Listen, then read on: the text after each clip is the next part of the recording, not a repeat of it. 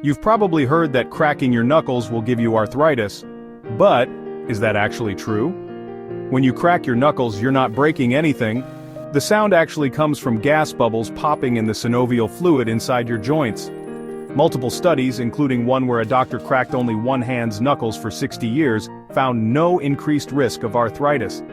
But cracking too often might lead to weaker grip strength over time. So, while it might annoy the people around you, it won't give you arthritis. Hit like if you crack your knuckles, and follow for more medical myths busted.